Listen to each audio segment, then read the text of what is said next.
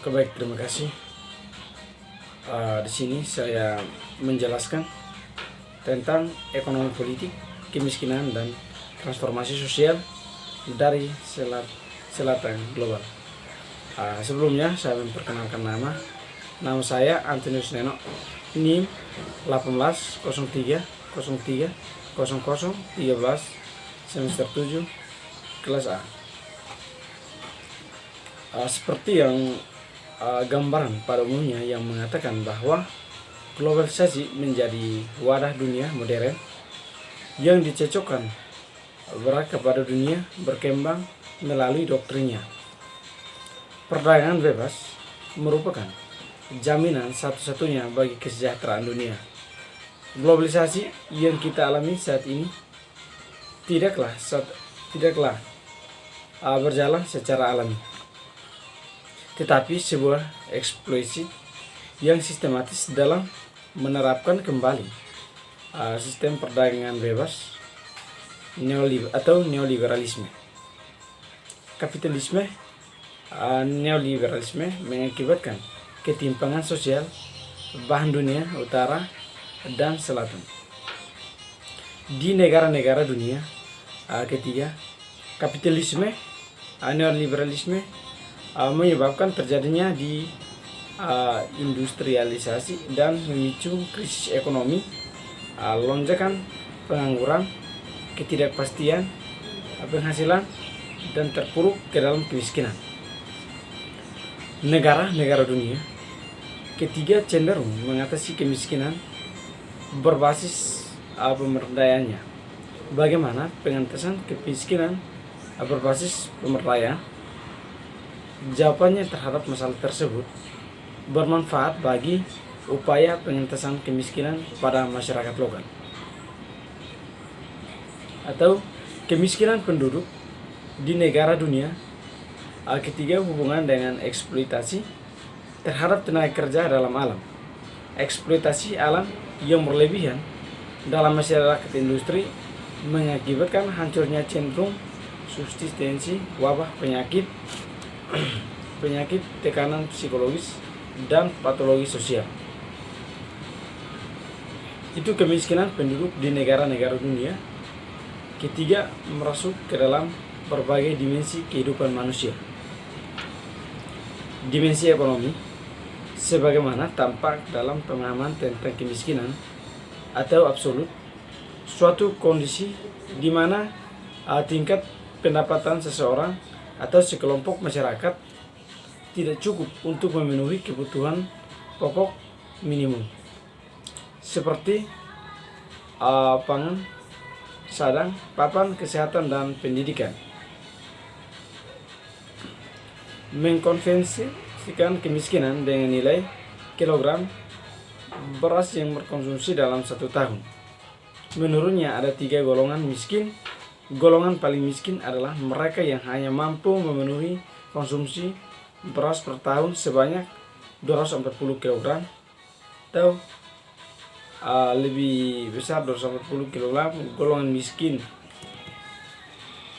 Lalu dimensi keluarga, BKKBN menggunakan istilah keluarga prasejahtera untuk kelompok miskin sekali dengan menggunakan kriteria tidak dapat melaksanakan ibadah menurut agamanya, tidak mampu maka 2 kali sehari, tidak memiliki pakaian yang berada untuk di rumah, bekerja dan berpergian, bagian terluas rumah, berlatihan tanam, dan istilah sejahtera 1 untuk berkelompok kemiskinan dengan kriteria paling kurang seminggu sekali makan daging, ikan atau telur.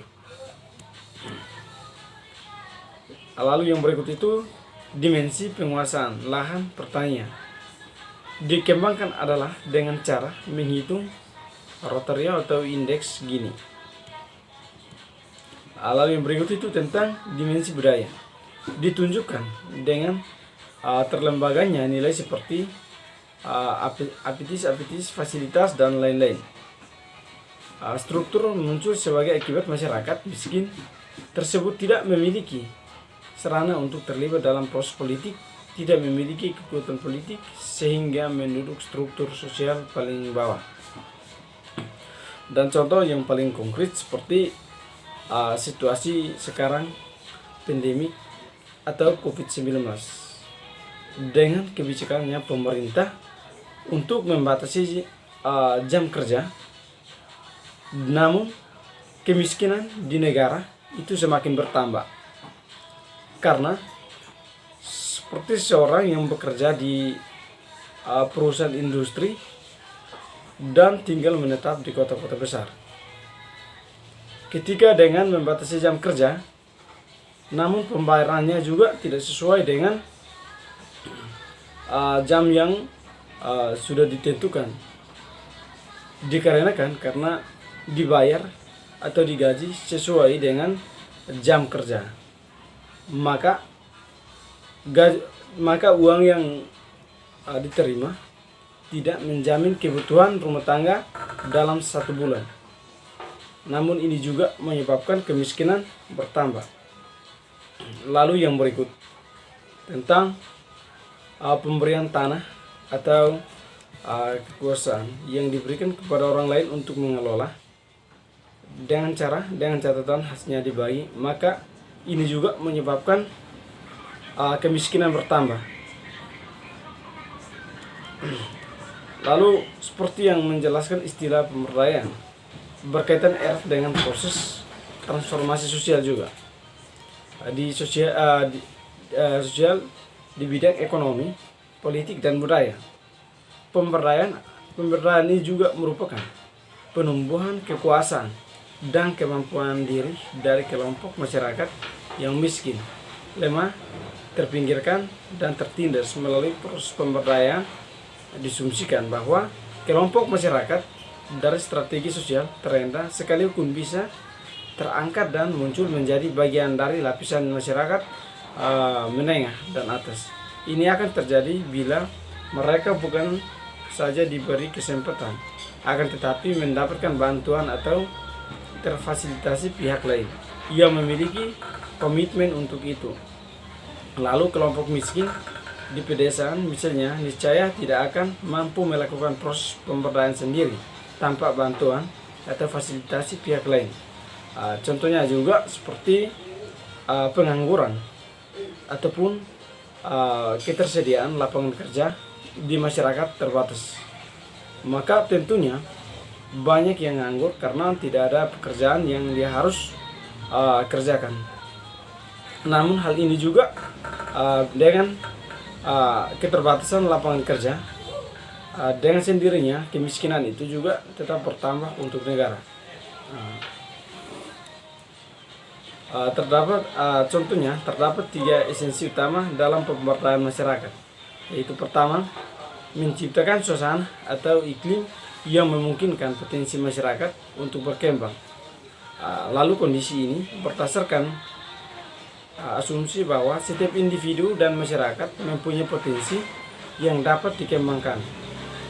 Hakikat dari kemandirian dan keberdayaan masyarakat miskin untuk mengorganisasi dirinya sendiri dan potensi mandirian tiap individu perlu diberdayakan. Namun proses pemberdayaan masyarakat berakar kuat pada proses kemandirian yang meluas ke keluarga serta kelompok masyarakat. Lalu yang berikut itu, yang kedua, memperkuat potensi dan daya yang dimiliki oleh masyarakat melalui langkah yang nyata, menampung berbagai masukan, menyediakan sarana dan prasarana yang baik fisik maupun sosial yang dapat diakses oleh masyarakat lapisan paling bawah. Namun hal ini yang akan mengantisipasi atau membantu kemiskinan agar bisa membatasi jangan terus berkelanjutan apabila dari pihak lain ataupun pihak pemerintah memberikan fasilitas ataupun alat-alat yang mereka bisa mengelola untuk mengakses dalam kebutuhan rumah tangga. Dan berbicara mengenai kemiskinan, salah satu yang masih membudaya di negara Indonesia itu contohnya korupsi. Dalam korupsi, masyarakat tidak akan berkembang dan mereka tidak akan sejahtera apabila terjadinya korupsi. Namun, hal ini juga sangat mempengaruhi besar bagi masyarakat sehingga angka atau kemiskinan di negara itu tetap bertambah. Sekian dan terima kasih. Kurang dan lebihnya saya mohon maaf.